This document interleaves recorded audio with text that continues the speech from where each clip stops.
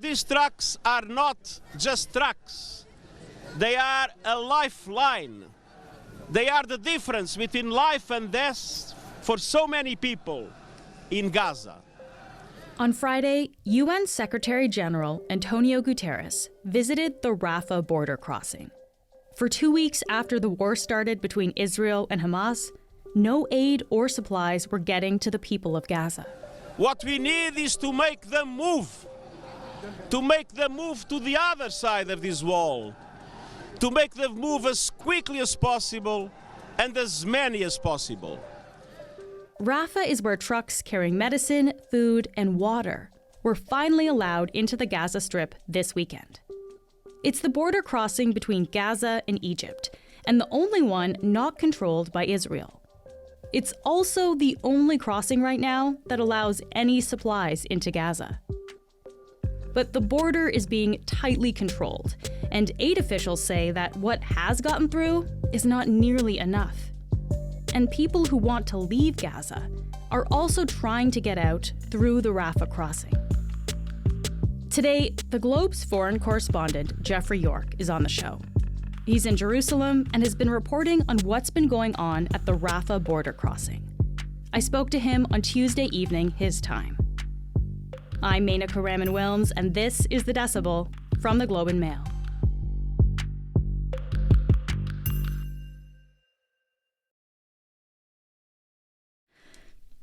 Jeff, thank you so much for being here today. Thank you for having me. So the Rafah border crossing between Egypt and Gaza has been getting a lot of attention over the past week. A lot of that is because of the relevance of movement of humanitarian aid into Gaza, but it's also because of people trying to leave Gaza potentially through this crossing. Before we get into this topic in depth, Jeff, I think we should just really start with the basics here. Can you describe where this border crossing is exactly? Yeah, the Rafah border crossing is in southern Gaza, between Gaza and Egypt. So traditionally, over the past 15 years or so, 20 years, there's been 3 gates between Gaza and the rest of the world. And 2 of those gates go into Israel. One of them was primarily for people, and one of them is primarily for cargo and aid shipments and so on.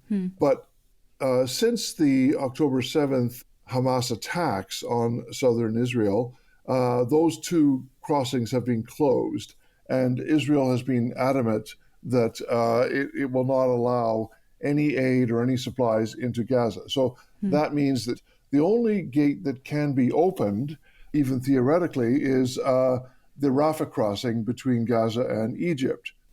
So this is the only crossing that's not connected to Israel then? That's right. It's the only crossing aside from Israel. So that's why it's important. It's seen as, in many ways, Gaza's lifeline to the outside world. And Israel also controls the Mediterranean Sea, the coast there too, as well. So we should just say that's not even an option either. That's right. So who controls that crossing, the Rafah crossing, Jeff? Well, there are 3 of what I guess the UN calls stakeholders: Israel, Egypt, and Hamas. Israel doesn't really officially control that crossing because, of course, it's not in Israeli territory. But as a practical matter, Israel has a lot of influence over whether that crossing will be open or closed, because Israel can bomb it or fire missiles at it any time. And they already have, over the past 2.5 weeks, they have sent several missiles into locations close to the Rafah crossing, around the crossing or on the road. And that understandably has made people nervous about reopening the crossing. And again, as a practical matter, groups that are trying to get the Rafah crossing reopened, including the United States, which has been lobbying very hard for this, as a practical matter, they have to deal with Israel. So the negotiations are with Israel and with Egypt. And of course, the third stakeholder is Hamas. Right. And as a practical matter, they have a great deal of control over that crossing.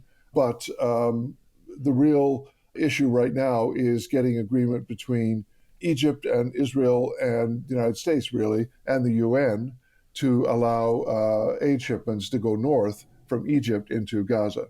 Okay. So this is between Egypt and Gaza, but there's a few different stakeholders, as you said here, that are actually affecting the opening or the closing of this border. And just to be clear, when we're saying this crossing is closed, like what do we mean exactly? Well, really nothing has gone into or out of Gaza since October 7th, until finally this weekend when a small number of trucks were allowed in. The other important aspect is that people are not crossing from Gaza into Egypt. So really, people in Gaza have no way out except through Egypt, and that border has been closed. So today we know that this border has been vital to getting any humanitarian aid into Gaza, which has been very slow. You mentioned that this weekend there were some trucks that were coming through. Jeff, what has actually come through the Rafah crossing now? Well, on Saturday there was 20 trucks that came in.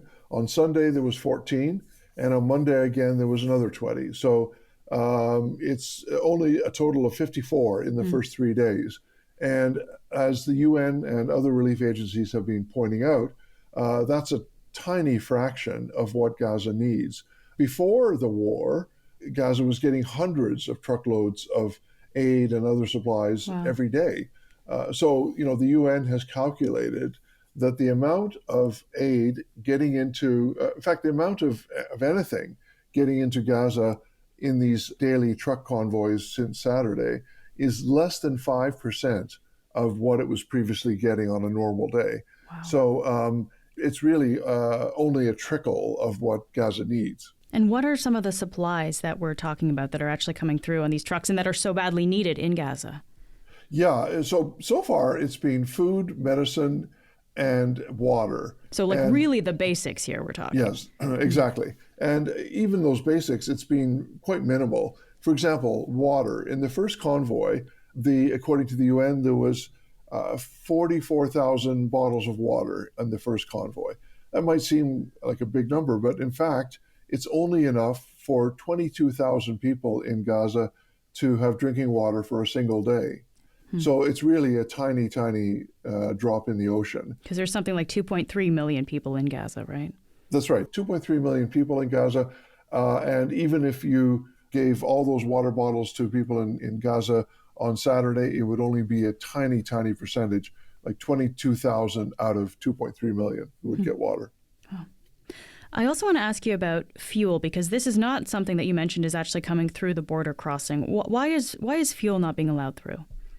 Well, Israel is refusing to allow fuel to come in, and that's because they say that it can easily be diverted to Hamas to use for their rockets and their other operations. So Israel has been adamant that it will not allow fuel to come in. And this has been a big point of contention because the UN agencies and even now the United States have been very clear that without fuel, you cannot operate water pumps, you cannot operate desalination plants that create drinking water from seawater. You cannot operate ambulances. You cannot transport aid north from the Rafah crossing. So you wouldn't be able to properly distribute the aid if there's no fuel. And the number one issue, of course, is that hospitals cannot operate without fuel because they're dependent on generators, power generators, which are running on fuel. They don't have electricity. Electricity is being cut off as well. So fuel is absolutely crucial for any distribution of humanitarian aid and for healthcare and water in Gaza. So, Jeff, you said only dozens of trucks of supplies are getting through. Hundreds are needed, actually, to supply the needs of the people there. Why is aid taking so long to get through, and why is not enough coming through? Well, that's a really complicated question, but it seems pretty clear that one of the big reasons is Israel is still very, very suspicious of aid. Over the years, it has been suspicious that somehow military equipment or other equipment for Hamas has been getting in through these supply shipments in some way. And, since October 7th, of course, it's been very adamant that nothing will get into Gaza that could benefit Hamas. So what it's doing right now, the arrangement right now, is that every truck will be inspected by the Israelis before it can be allowed into Gaza. Now, that's a complicated process. Israel is not permanently in Egypt, of course, so they have to get each truckload of aid to be inspected somewhere in Israel. And there is a border station, a terminal on the border of Israel and Egypt. It's about 40 kilometers away from the Rafah crossing. So the procedure right now is very complicated. First, the aid is flown into an airport in Egypt. Then it gets put into trucks. And right now there's hundreds of truckloads sitting at that airport waiting for permission to get into Gaza. Then it gets taken to this border station, this terminal, where Israel inspects and verifies everything on all those trucks to make sure that they're satisfied that there's nothing in the trucks that could benefit Hamas. Then from there, they go another 40 kilometers to the Rafah crossing itself. So that's one reason why the number of trucks every day has been quite minimal. But we also don't know to what extent Hamas is itself is slowing it down, and of course to what extent Egypt has been kind of limiting the aid supplies. They have their own concerns about how open that border should be, and over the years, of course, they have often restricted that border, and now they have even more concerns. Yeah. So with such few supplies actually coming in to Gaza, Jeff, I mean, what has this meant for the people who are in Gaza? Well, it's been a disaster. The 2.3 million people of Gaza are rapidly running out of food and water and medicine and fuel. There are some stocks of fuel that are still left, but it's believed that the fuel will run out in a matter of days, which means that the hospitals will have to shut down. A number of hospitals have already shut down. On the food side, we know that food is running out as well. A number of bakeries have been forced to close. That's largely, again, because of a lack of fuel. But without the bakeries, people in Gaza have been lining up for up to 5 hours just to get bread. So food is a major concern. Medicine is, again, being a major concern. We've got reports that doctors in Gaza are performing operations without anesthetic, with patients screaming in pain during these operations because there's no anesthetic. We had a report from a doctor who posted a photo of a bottle of vinegar, and he said that that's what he's been forced to use, vinegar that he bought at a local store to treat infections. So, they're improvising as best they can, but there's a real shortage of medical supplies, and it looks like it's only going to get worse. I mean, people are searching for water for sometimes hours at a time. People are drinking dirty water. Sometimes they're forced to drink whatever they have. It could be water that's contaminated with seawater or with pesticides. They're vulnerable to dehydration. It even affects things like food. The UN has been pointing out that some of the early food deliveries have included things like lentils and rice. And in order to consume lentils and rice, you need both water and cooking fuel. Of course. And people don't have that. So people are definitely paying a high price for the lack of aid. We'll be back in a minute. All right, Jeff, we've talked about aid getting into Gaza, but now let's talk about people trying to cross the Rafah crossing the other way. We know that people are trying to leave, including over 350 Canadians who are trying to get out of Gaza. Yes. What is stopping them from leaving? Well, that's, a kind of a murky question, but we know some of the answers.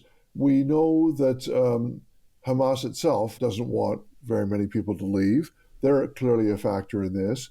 And let's not forget Israel, too, because if there's a threat of firing missiles at the road between Gaza and Egypt, then that's a factor as well. But, the real key player here is Egypt, because, even if a few hundred people from Gaza were to cross into Egypt, let's say if the United States or Canada were able to get their, several hundred nationals or citizens from Gaza to cross into Egypt, the concern that Egypt would have is that once you open the border, once you open that gate for a few hundred people, you then could lose control of the situation. And if there's enough people panicking and desperately trying to get out of Gaza, then they could just force their way through as soon as you open the gate. So it could become an uncontrolled situation. So that's one concern. Politically, Egypt does not want to be seen as collaborating with Israel on perhaps an exodus of Palestinians from Gaza, because that diminishes the possibility of the Palestinians having their own state. Can you just elaborate a little bit on that, Jeff? Like, why would letting people into Egypt be seen as, in a way, helping Israel? Yes, the big concern would be that once they cross from Gaza into Egypt, Israel would do everything possible potentially to prevent them from coming back. It might be a one-way street. That's the fear that people have. Now, there are many people in Gaza, of course, who do not want to leave traditional land. They do not want to diminish the possibility of a future Palestinian state. So many people are determined to stay in Gaza no matter what happens. I guess, what is Egypt's relationship with Gaza and the people that live there? I mean, does Egypt support one side or the other in this war? Well, nominally Egypt supports the Palestinian cause, and in fact, ever since October 7th, there's been huge concern in Egypt, and we did see last Friday protests and demonstrations across Egypt, including in Cairo, with people, actually thousands of people, perhaps tens of thousands of people, bursting past the police lines and going back to Tahrir Square, the heart of the Arab Spring. So that was the first time that people have been back there for protests. And the current regime in Egypt, President al-Sisi, does not allow protests almost never. So it was very unusual that they allowed protests to take place in support of Gaza, in support of Palestinians last Friday. And to some extent, the regime, President al-Sisi, got ahead of the mood, basically tried to sort of almost capitalize on the mood by making those, to some extent, a state-sanctioned or state-organized protests. So they were officially sanctioned in certain areas. And in a way, President al-Sisi was sending a message that he supports the cause by allowing these demonstrations. So even while nominally supporting the Palestinian cause, he has his own personal agenda, which would mean that he doesn't want to offer refuge to 2.3 million people from Gaza for his own reasons, as well as for the Palestinian cause. So it sounds like there's a bit of a political calculation then happening as well on the Egyptian side. Exactly, yeah. He's got his own agenda. He's concerned with preserving his power and not allowing sort of wild card factors like Gaza undermining his power. So there's some reasons there for why Egypt doesn't want to open this border crossing and let people through. You also mentioned, Jeff, that Hamas doesn't necessarily want this border crossing open and have people go through. Can you spell it out for us here? Why is that? Well, I think probably several factors. I mean, politically, of course, they would, or ideologically, they would argue that Palestinians should not leave their territory. But the other factor, we can't be too naive here. Hamas is operating within civilian areas in Gaza, and Israel is accusing it of using human shields, basically. So if all the civilians left Gaza, then it would be much easier for Israel to use military force against Hamas. Yeah. All right, so movement from the Rafah border crossing, both in terms of aid going into Gaza and of people trying to leave Gaza, is proving to be difficult in both directions. Jeff, is there a sense that things will change on either of those fronts in the coming days? Well, we do know that there's been a huge amount of pressure, both from the U.S., from other countries, including Canada, and certainly from the UN and from other relief agencies to get a bigger flow of humanitarian aid. The U.S. and Canada have been quite open in saying that what's happening now is insufficient. What they're pushing for is consistent, large amount of aid crossing every day. And basically that would become a humanitarian corridor. And that's what they want. Jeff, thank you so much for taking the time to walk us through all this today. Thank you. That's it for today. I'm Menaka Raman-Wilms. Our producers are Madeline White, Cheryl Sutherland, and Rachel Levy-McLaughlin. David Crosby edits the show. Adrian Chung is our senior producer, and Angela Pacenza is our executive editor. Thanks so much for listening, and I'll talk to you tomorrow.